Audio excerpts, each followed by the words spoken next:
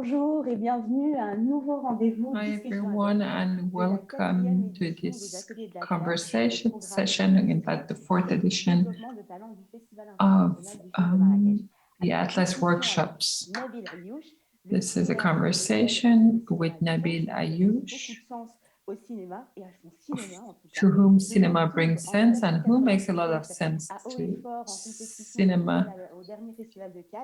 His film Casablanca Beats was in competition in Cannes this year, and he makes films as he would make dreams for a better Morocco and a better world.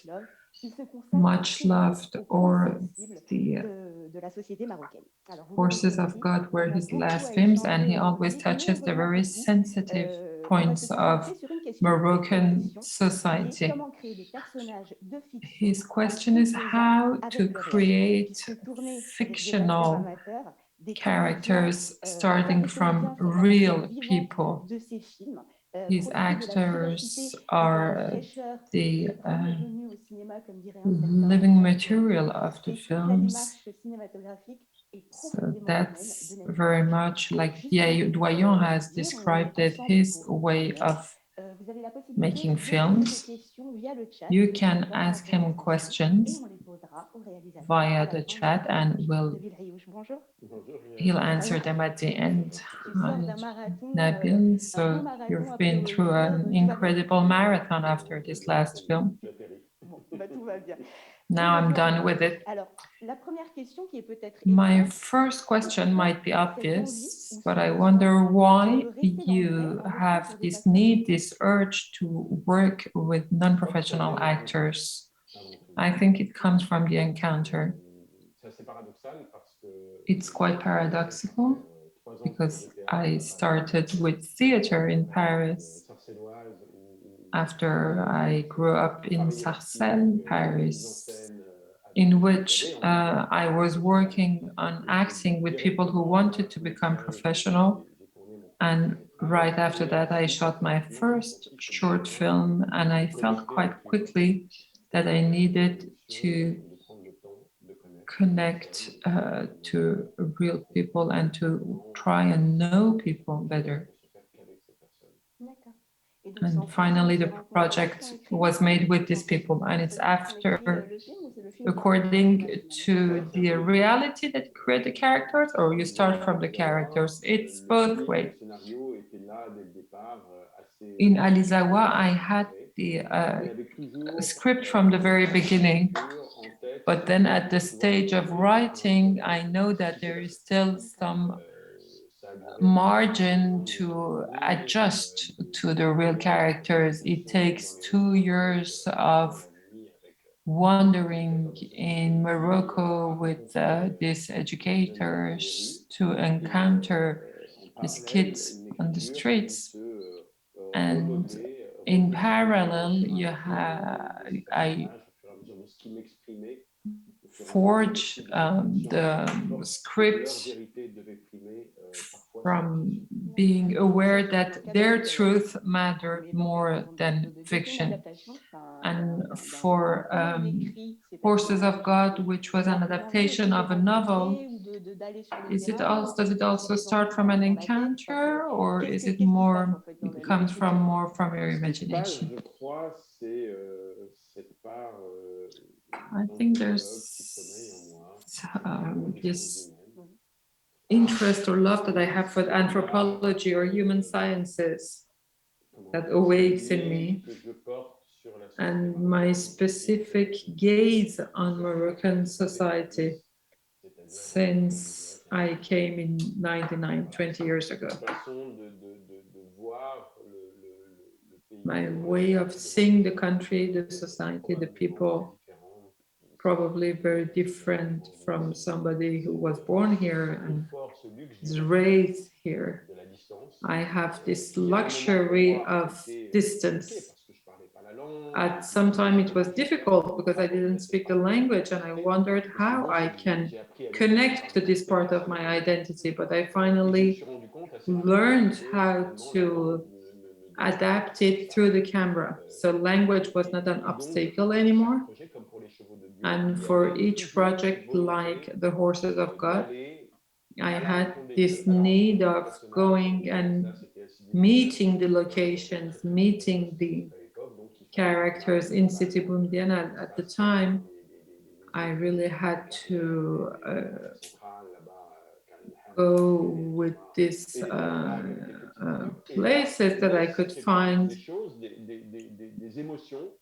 and then emotions emerge, and me, by starting listening to their stories, they have been in these attacks, in these kamikaze attacks, or their friends.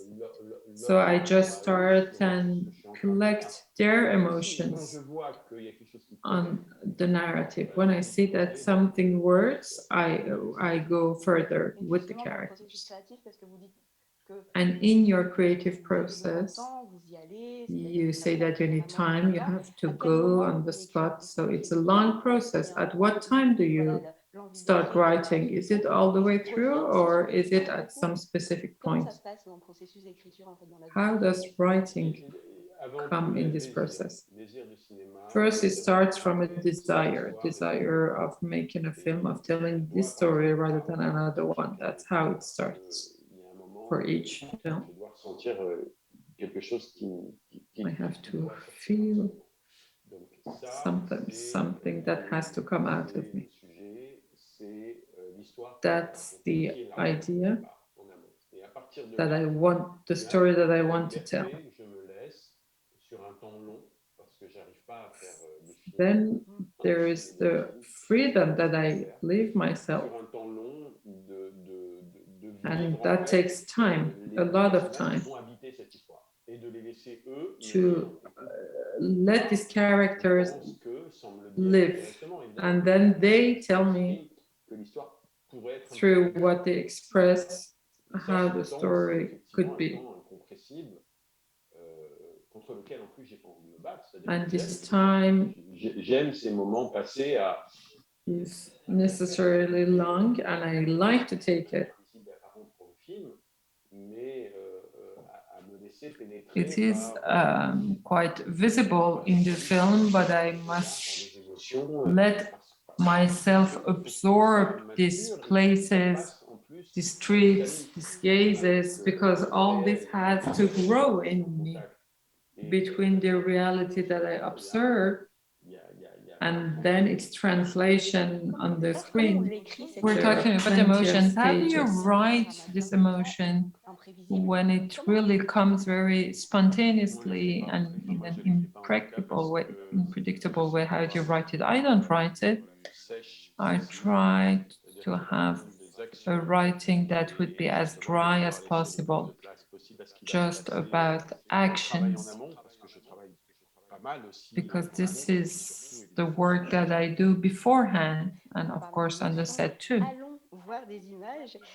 Let's go and see the images of Casablanca bits about these emotions. One scene in which the girls are singing in the studio.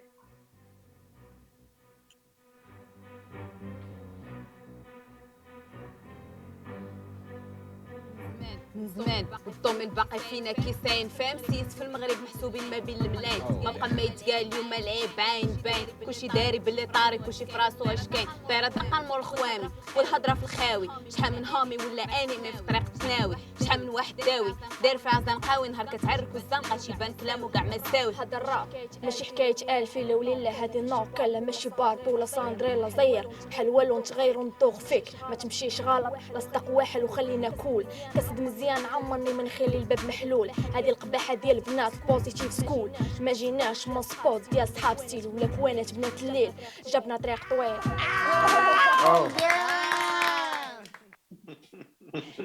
J'adore ce regard. I love that look at me. So to what extent is a scene like this written? What's written is that there's a rehearsal of that song in the studio and that we must feel the progression, so the work that's being done. Then what's interesting in the scene, and we don't see it because it's just before, is that first she gets it wrong. So she has to do it again. And then Annette says, okay, if you missed it, it's because you were looking at us mine. So when it's a work in progress, there are always accidents, unpredictable things that you have to capture because it can be very beautiful. And here in this scene, they have a certain level of maturity in rap because they follow classes, but here it's about deconstructing. Remember when you started. Remember how you were, what kind of attitude you had, and that's how we work. And how do you find the balance between these individuals and the group? Because it's an ensemble also. How do you find the balance between the two? Sometimes I really try and reach this balance in group harmony. So thinking about who would have what kind of role in the group. And sometimes on the opposite, I'd rather have something imbalanced. And that's harder to find because a group mustn't always work coherently. If you want unexpected things to happen, you must have a disruptive element too. And does this even have an impact on the casting? Yes, since the casting, sometimes even before thinking about the casting, I'm already considering this imbalance. Casting for me is a moment of surprise, of unexpected. I don't ask for anything to be given to me. I wait and see in front of the camera who's more willing to propose things. I'd rather go there for the callbacks when somebody's already more or less chosen for a character, and then we give a group, a smaller group, another opportunity. Another part of the casting for me is in the street. And although I've been working for years with casting directors, even if they know what I like, I know it only myself. So the time that I spend meeting people, these encounters I was talking about, is also casting time. You start learning about the characters, the way they inspire my writing, but also the way I will think, oh, here's for Alizawa what I'm looking for. And do you know immediately? Or sometimes you can be uncertain, or do you have to see people again? Generally, it's more immediate. Sometimes I had second thoughts and had to restart. It's because I'm missing it. It's really a matter of momentum. That you want to have one person or not. Have you ever been wrong? Oh yeah, of course.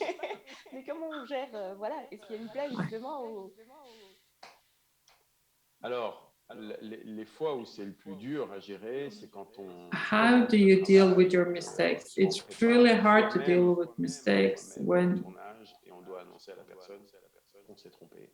in prep or even during the shoot, you can tell the person that you've been wrong and you have to change it. It can be very, very violent, but it has happened to me.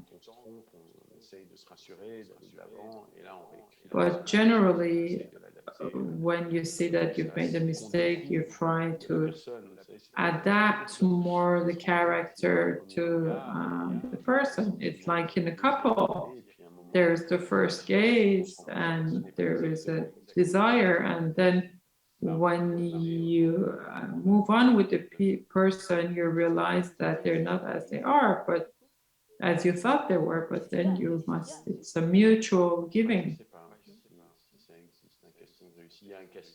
I don't know what's a successful casting.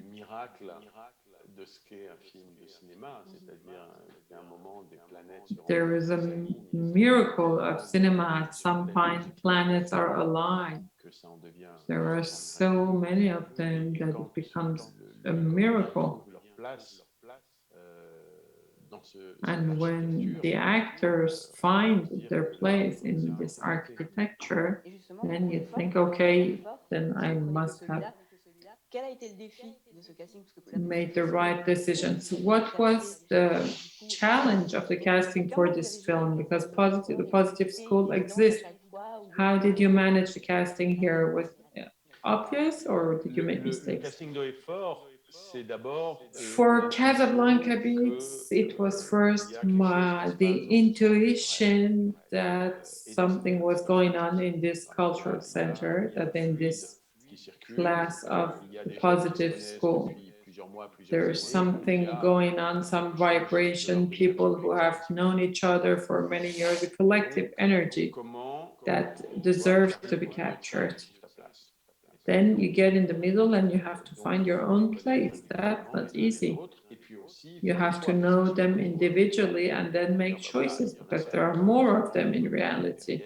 So some would be in the front line, others would have very secondary roles, and then explain them how you're going to work without breaking their group energy. Once all this is built coherently with the film, then all of a sudden you undergo your doubt moments. You think you have all your elements, but what if someone in Morocco, there was a young girl or a young boy that is not in this group, but has something to give to the film, and that we open to one's character. We have all the elements that we've been longing for, and I need to go check elsewhere just to be sure that that's the right group. Not sure that I'd find someone else outside that will be able to incorporate. And then there's one person, only one, who comes and adds to this group. It's Zineb who auditions, whereas she has in a scene in which she only dances, but she dances looking at the camera, the lens, with such intensity that it gave me goosebumps the day after when I watched it. And I thought these girls had dance movements that are really powerful. So again, about this casting, are there some that are more tedious than others? Alizawa, for instance, much loved, or Horses of God. That is there one casting that was harder? Alizawa was complicated. Much Love was also difficult. Alizawa, because 1 week before the shooting, I still didn't have my lead actor, not Alizawa, who dies, but the other character. And I was really like a lunatic trying to find this actor for this character, I thought I had the right person, and then I realized that he wasn't the right person. And we could not postpone the shooting. And so we were really 1 week before the shooting. And I thought I cannot start with somebody who I then find convincing, or just refusing to compromise and get closer and closer. And one day, just wandering on the streets with all this in my head and on my shoulders, I found him. That was really scary. Then he didn't do all this time of prep that we had done with the educators before the film. So he wasn't really into the project as much as the others were. He was discovering everything very suddenly. And after a month of shooting, he decided to impress a girl to jump on the square, and he broke his leg, and we had to interrupt the shooting for a month and a half. I think this is because we didn't have the preparation time with him to explain to him the project, the film, what cinema is about. Much Loved is another story. It was a film on which, curiously enough, I wanted to work with professional actresses. I worked with a few of them. Then, of course, in the nudity scenes, in the intimate scenes, it became difficult. They were reluctant. That's why I ended up choosing non-professional actresses. We're going to talk about this way you have to work on a combination of professional and non-professional actors. What kind of actor director are you? Being a good filmmaker, does it also mean knowing how to direct actors? The fact of studying theater, did it help you to understand actors better as director? What's directing an actor well? I think my 3 years of theater did help me a lot. It can be only very helpful for directing actors on a film set. All the more that quite quickly after 3 years, I realized I was a mediocre actor. I couldn't reveal myself too much. There was too much modesty in me. But when you're on stage, you have to accept to expose yourself, show it all, show all your faces. And I couldn't. So I started writing, directing my friends, first quite randomly without realizing what was going on, but then I realized that that was really what I was made for. I think directing an actor well means first to be a good listener,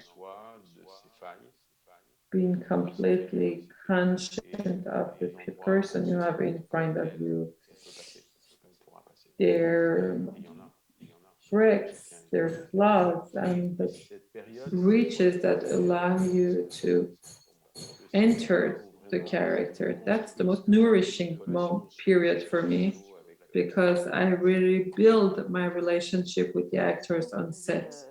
On ne dirige pas un acteur de la même manière. Les acteurs sont dirigés de façon différente. C'est quelque chose, vous êtes un peu un psy aussi so you don't direct all actors the same way. You're a bit of a shrink. À vous dévoiler, mais vous réussissez à dévoiler l'autre. You say that you cannot reveal yourself, but you can reveal the others. I reveal myself through the others. There's nothing more beautiful than expressing yourself through other people. But yes, as time goes by, I realize that directing actors has to do with psychotherapy.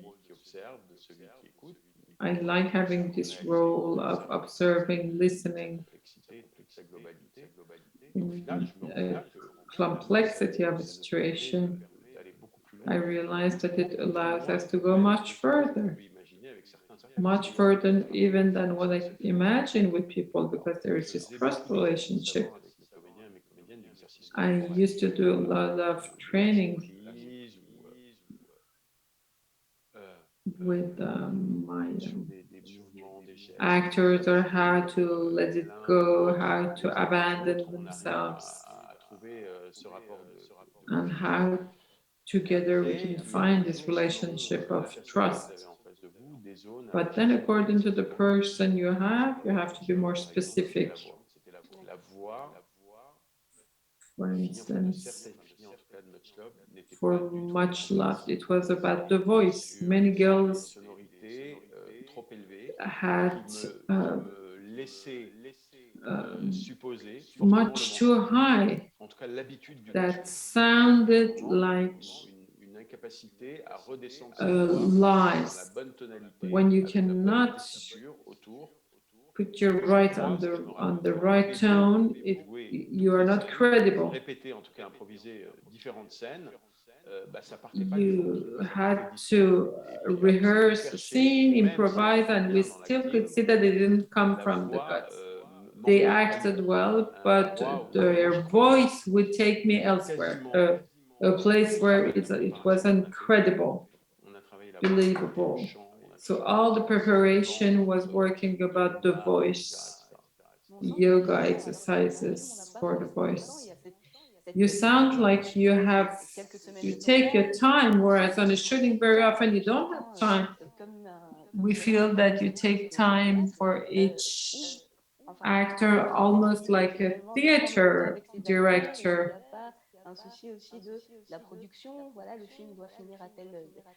In terms of production, how can you afford to take such time? How can you be calm enough? You know, you have to fight for your freedom. When you make a film, you have to be honest with your producers and tell them the kind of space that you need and you want to preserve. The rest, there are things that you can adjust to, but you have to say what's necessary for you. The space of freedom that you need, the work that has to be done before, which is easier because what's expensive is the shooting schedule. And I try to prepare as well as possible with the actors to prevent any unexpected problems on the shoot. But once you're on the set and you see that the scene doesn't work, you have to stop. You have no other choice. Breathe deeply, think about it differently, so that each person gives me the space to talk with the actor and start something new. Maybe we can lose a couple of hours like this. But if you have a good crew, as I do, and they're nice, they catch it up later. And what matters is the result of what to do. If you do one less scene during the day, nobody will know. Whereas if you shoot it badly, then everybody will say it because it's going to be on your film. Before seeing another clip, are you a bit bossy, or do you give them freedom? I can be very bossy. I can talk a lot during the takes, which the sound people hate because they have to rebuild their sound, because when I don't have what I want, I keep talking and talking. During the whole take, I keep talking and I ruin their sound. But I know that if I don't give them the cues, I'll never get what I want. That's my very bossy side. But some other times I want to be transparent, to disappear and let them do what they feel. When there's something going on that is beyond me, there's nothing more beautiful than feeling that and just withdrawing. We are going to watch a clip of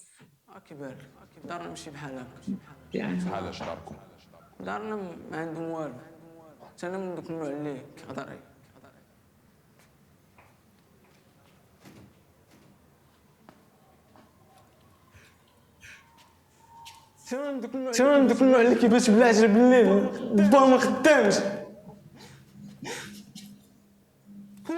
خويا كيخرج في الصباح كيغوت باغي فلوس عند موي انا من داك النوع ماشي بحال هكا ماشي هادشي اللي كيبان لكم اللي كندير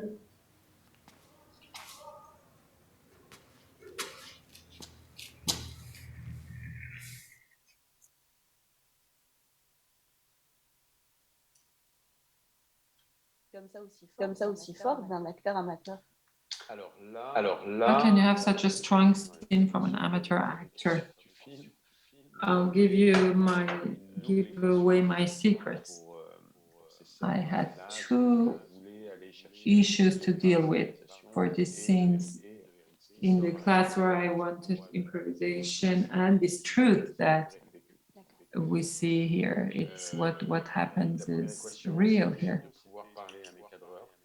The first issue was to be able to talk with my cameraman, camerawoman, and cameraman, to ask them where to stand and how to get the emotion. But at the time, I had to be able to talk to Anis. Because even if we talk before the scene about the intentions and what I expect from him, there are a lot of things going on while he's acting. So I tested a new way of working with earpieces.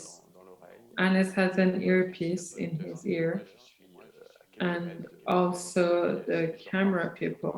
And I'm in a different room talking to them, to the actor and to the operators. Sometimes I don't say anything because everything's going well, magically. Something unexpected happens, but some other times it's not as I wanted, and then I tell them, I ask Anis to go on, more questions. And did you do many takes for that? For this scene, for instance? It took a lot of time, but not several takes, because at some point you just can't do more. So generally with professional actors, you have no way. There's one take that in which they give you what they can give you or what they want to give you, because they don't want to be pushed further. But there are not three good takes. There's just one. And when you have it, there's no point in going on. You have to put up with what you have. Do you sometimes compromise and take one that is not the best one? I can sometimes cancel even a scene, take it up, because I don't have to take that one. And I know that I can't have it. Sometimes you cannot rewrite a scene. It works in your mind, and it doesn't work on the set with this reality of the camera that's intimidating, the crew behind. Sometimes the actor is just blocked, and then it means that this scene doesn't work. It has to be reinvented differently. So you have to rewrite on and on. That's what I did for Casablanca Beats. Write, shoot, edit, rewrite, reshoot, re-edit for a couple of years. Once these 2 years were passed, go on editing, feeling every time that I might need to go back, but I had to take more time for the editing. And does this way of editing give you more freedom? I think it was the first time. Yes, it was the first time that I managed to work this way. It gives a feeling of freedom for sure. It's exhilarating because it pushes the limits of what cinema can give you in terms of the size of the crew. You don't need many people. at the same time, sometimes you lose a technician that you have to go and find again elsewhere. To have a group that follows you, like in a theater group, that's interesting but not always possible. But when you can have this grace, this freedom, and thinking that you can write and shoot and be confronted to the images through the editing before going back as often and as much as I need to find it, then cinema takes a new definition. But at some point the film is over. When you realize that the film is over, does it make it easier to do it like this? There is something neurotic in this way of making films. I won't lie to you. At some point, you're still in such tension that you don't realize anymore where you have to stop. You go on searching and searching. The film was finished for Cannes in 2020. It was selected at the time. And then, because the festival was cancelled because of the pandemic, I could have just kept the label or go to other festival. And I thought, oh, I have one more year. I have another space of freedom that's opening. And then I went back to shoot, and I wasn't ready to let the film go. Just in time, I think the DCP was ready 3 days before the screening in Cannes, whereas the film was already finished, had been finished for 15 months. When you're in it, you can't stop. That had also happened with My Land, the documentary that I had shot about the Palestinian refugees and young Israelis, where I had been interviewing young Palestinians to have young Israelis listening to it. And then I just couldn't stop going, editing, and what they said every time needed more response, and I could have gone on forever. We're not done yet. We're gonna watch a third clip, the mother who comes to get her daughter. يلا بنتي باباك تيتسنى علاش جي شو امك لاباس السلام سيدي كاين شي مشكل انا مسالني تشرفي مالها قيدنا هكا المركز ديال الفن جات لي الهيب هوب والهيب هوب راه فن تا هو لاله بحالو بحال ماشي هادشي ولدي لما الولاد في الليل تجي لي ندير الكتوبه مكتوبين فيه التكتيل السياسه لا ما تهضريش في هادشي هي راه عندها ما يتقال موهوبه ماشي غير كتفهم لا ما عندناش حنا هادشي سيدي ما عندناش باراو تيتسنى الطوموبيل ما عندناش هادشي امال باها ما تيثيقش لا فيها حنا تايقين فيها راه ما تدير حتى حاجه تايقين فيها ولينا حنايا حنا ما جايبينش ولاد الاساس وحنا ما عندناش هادشي حنا ناس على قدنا حنا ناس دراويش ماشي ديال هادشي سمح لي سيدي زيد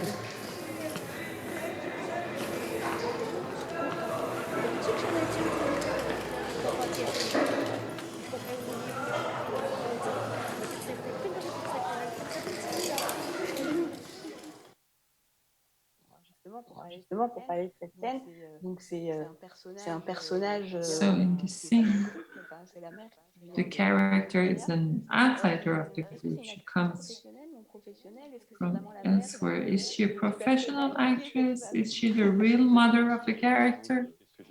That's exactly the kind of question I want people to ask themselves. She's not the mother at all. She's not a professional actress. She's a lady that I casted. I asked her to tell me stories in which she's been confronted to situations close to this one, of seeing her child going in a direction that she doesn't agree with and how she would react. That's how we started to work. Is it how you get the right emotion and that it's not overacted? How do you avoid overacting? That's the first trap you have to avoid when you are your professional actors. They have a culture, some culture of the image that can be different from yours or the film that you want to make. Sometimes it's serious or mainstream films, talking about the young actors. So we have to deconstruct all of that and tell them that it's another kind of cinema, of storytelling. And so there's another way of getting there. And the other way is their truth.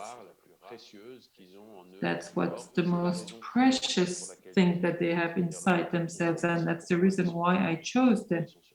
They have to understand why they're there on the set. And then being permanently trying to protect this truth. As soon as they start acting, tell them no. Embody, but don't pretend, don't act. There are methods to reach this. What are the methods? What methods are you talking about? Can you unveil your methods? You want me to unveil my methods? Well, there's a dimension of manipulation when you direct actors, especially non-professionals. At some point, to get what you want, you have to manipulate the person to some extent. Tell them things that you think he or she wants to hear or doesn't want to hear. And gradually, by specific means and ways, you put them back on the path that you are aiming at.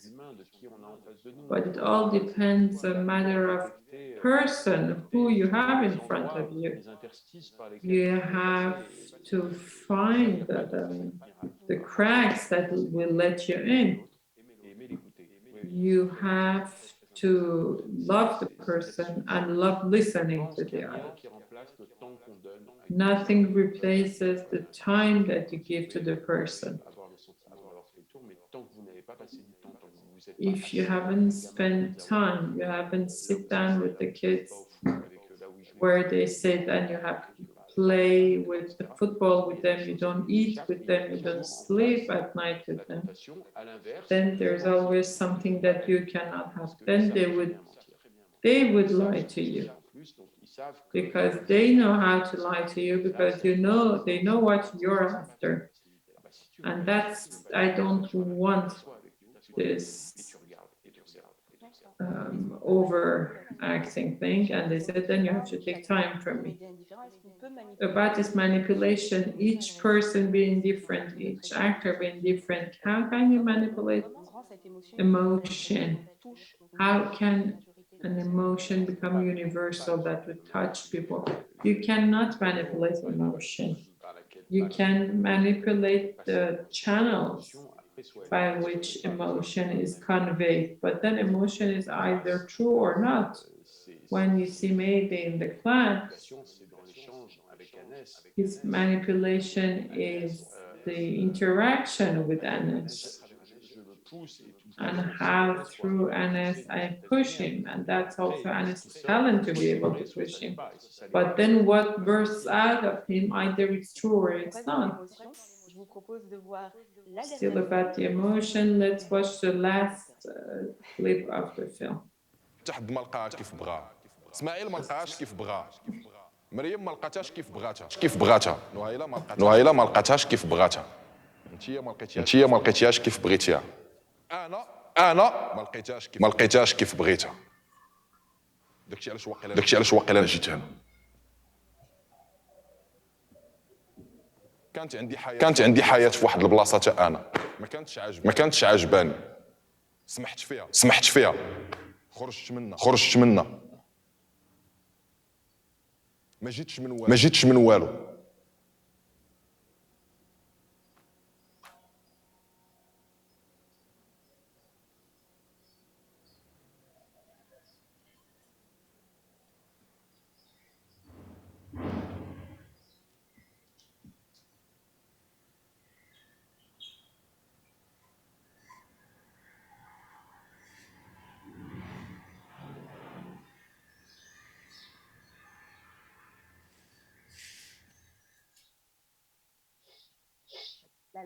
L'alarme tombe.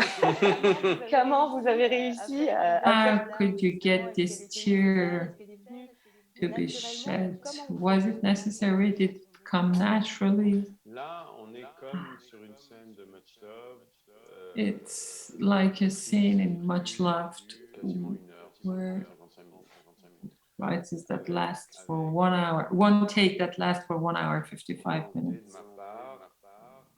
Because I wanted to push everybody's limits. And generally the limit is when they get tired. The operator, the perch, the sound man, whose arms can't do more than 15 minutes. Well, you know that you can get what you want only if everybody's exhausted physically and emotionally. And here I knew there was something to get with Anas, which is hurt. He has his own wounds deep inside. And he would open up very little with me. So I thought maybe we can do it in this scene. It can be a turning point in the film, but I didn't know what. He didn't tell me much about himself, his background, and that's how I built the character of Mysterious Boy. Then intuitively at some point you realize that there is one scene in which you have to break the ice by fatigue, by pushing everyone and see what happens. And here what happened was this moment in which his real life catches him up. Something comes and touches him. That's a live show, extremely beautiful, just like an eclipse. We're just around the camera, half of the crew was crying, and Anas is an incredible actor. He has this ability. Let's go of all the barriers, and it's his real life what that he's talking about when he says that they have what he didn't have, and you must be at the right place when he does that.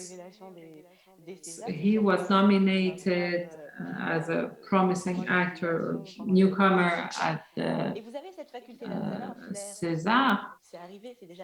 So you have this ability to cast actors who's already had other actors that you revealed and who had great careers, Sophia and Much Loved. So this ability that you see in people, do you see them immediately? When you cast them, you predict the career that these amateur actors are able to have. It depends. I always am careful, and I tell them that cinema is a specific moment of life, that it starts and it ends, and they shouldn't project more, trying not to create illusions in them. For some of them, for Jamel Debbouze, for instance, I went to see him in Trap. They told me there's a young Moroccan guy there that you should go and see. This improvisation show that they had.